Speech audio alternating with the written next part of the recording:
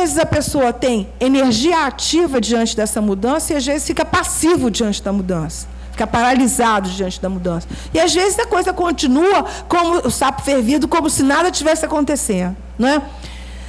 Essa mudança traz um impulso e muitas vezes causa choque, medo, confusão, ou leva a mostrar a pessoa a sentir uma compreensão e aceitação da situação. Uma coisa ou outra. Às vezes nega, não está acontecendo nada, é como se fosse avestruz, fechasse os olhos e seguisse, né? Mas isso não é porque faz de propósito, porque é uma pessoa má, é porque está se defendendo do medo ou dos outros sentimentos que possa aquela mudança gerar, não é?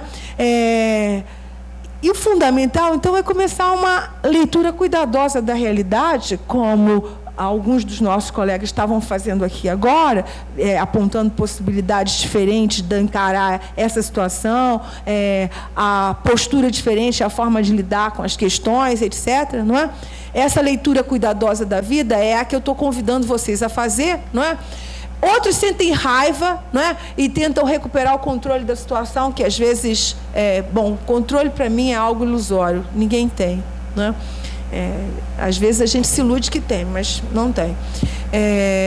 E, por vezes, tenta tratar a questão de forma objetiva para dominar o sentimento, não é?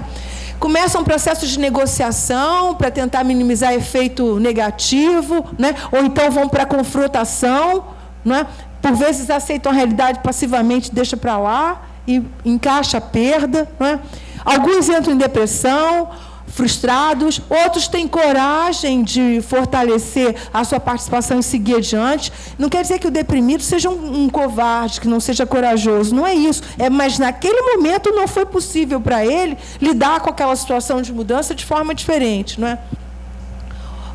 Outros a gente passa por fase aí o tempo vai passando, a gente teve a depressão do luto, da perda que a mudança trouxe, porque toda mudança implica numa certa perda, e é com isso que a gente tem que se confrontar, e colocando no lugar dessa perda novas possibilidades, deixando o desejo funcionar, não é? A gente começa a testar novas alternativas, vai se adaptando, não é?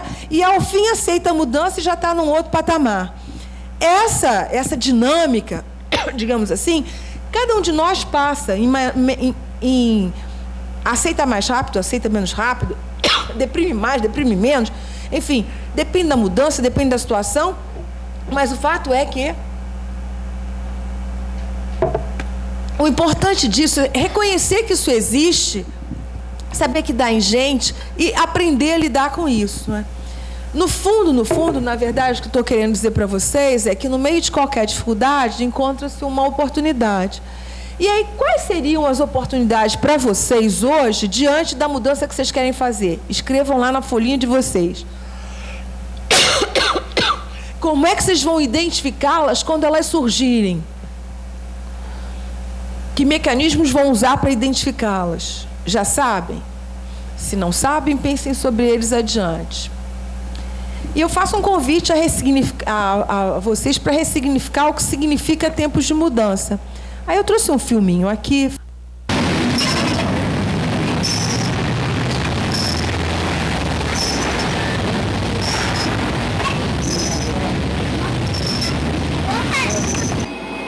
Você acha que tudo na vida muda o tempo inteiro? Ou serão nossos olhos que nos enganam?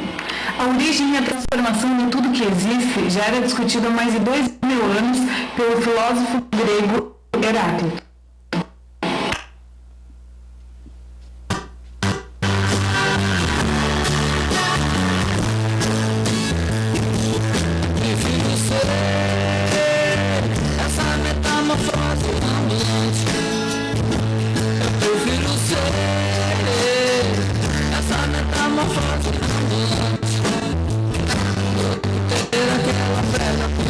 Formada sobre tudo, o que tem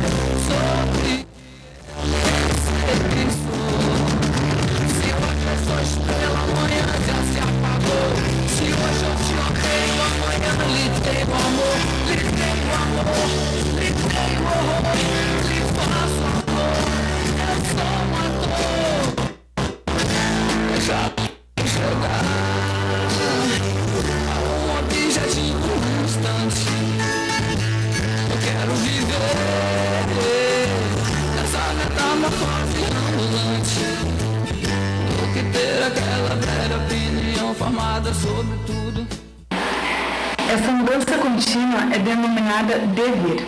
Significa transformação, fluxo constante que está em tudo que existe no universo. Essa mudança nasce do conflito entre os contrários.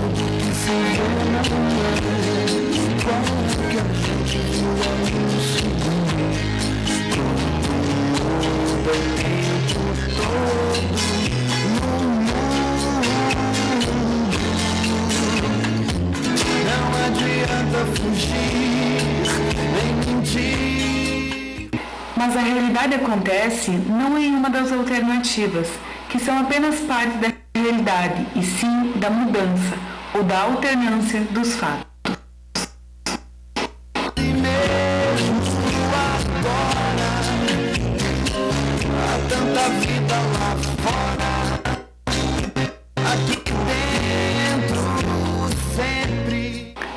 A luta dos opostos não produz o caos, e sim a harmonia no universo.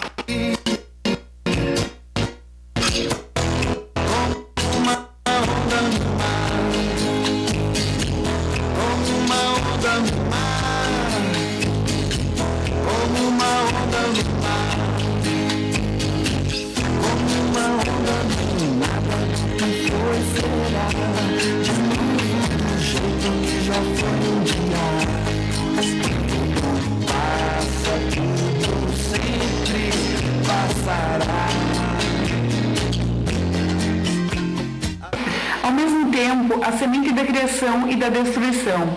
O código genético de cada célula traz informação que permite que ela cresça e se desenvolva, mas também já instala em potencial a sua própria morte. Vida vem em ondas como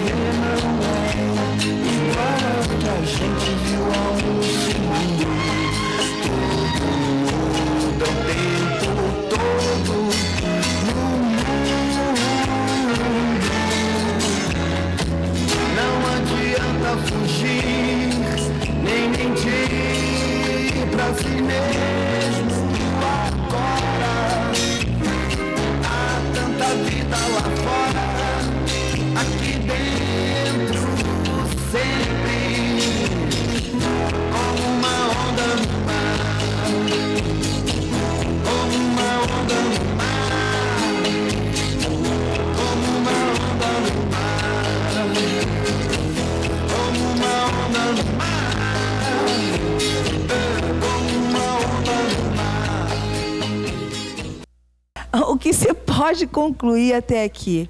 Na verdade, a gente vinha tratando mudança até aqui como se fossem momentos que ocorrem, ou esse momento em particular, ou mudança como sinônimo de tempo de crise.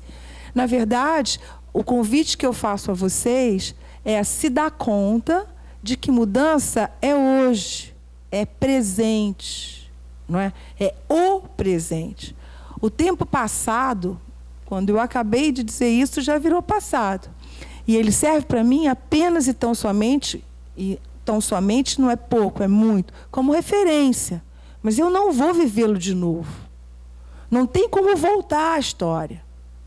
Ela serve, eu aprendo com ela as lições que essa história me trouxe, mas não tem nenhuma garantia na vida de que o dia de hoje será exatamente igual ao de ontem pela história de ontem, de modo algum.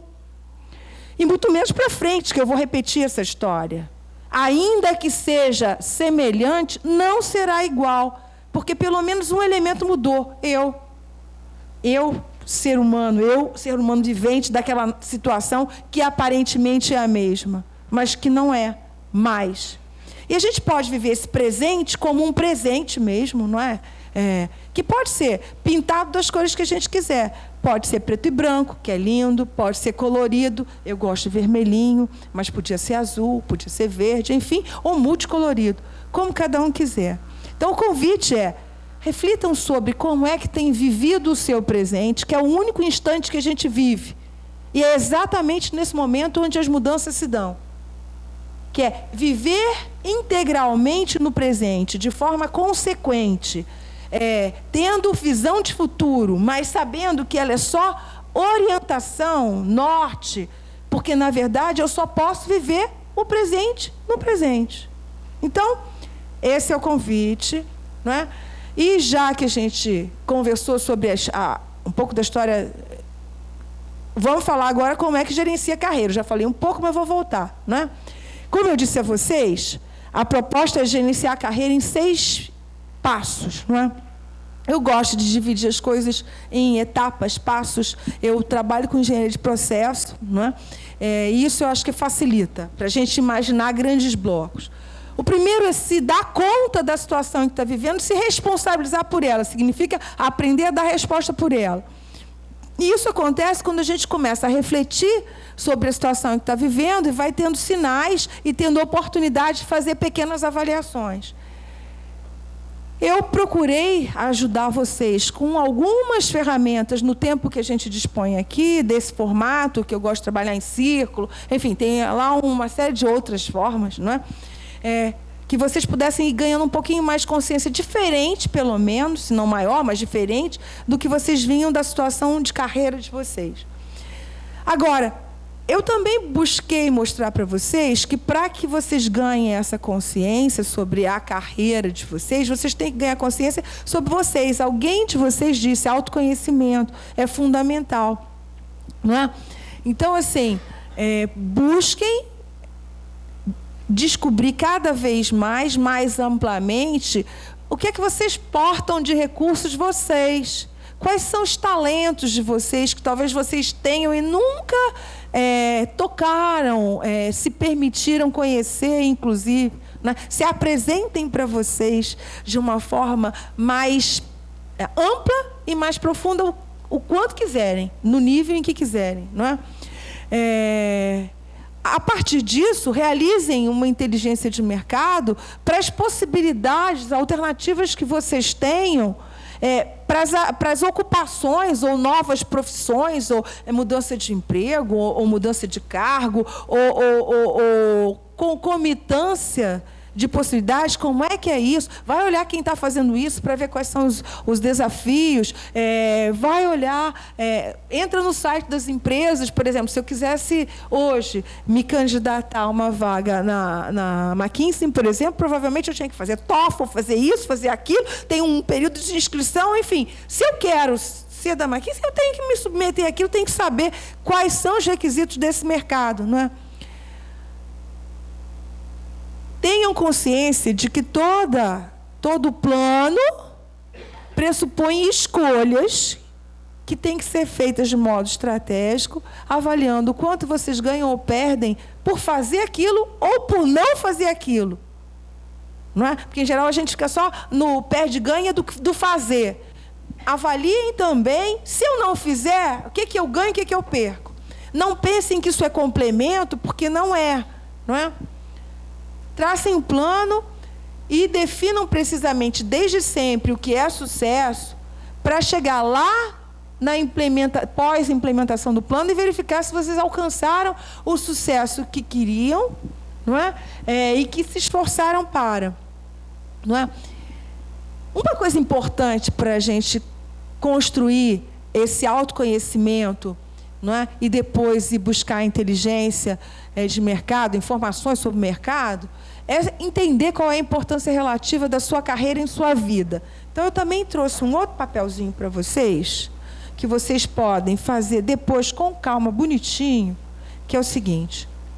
Aqui tem aspectos da vida que, em geral, cobrem a vida da gente toda.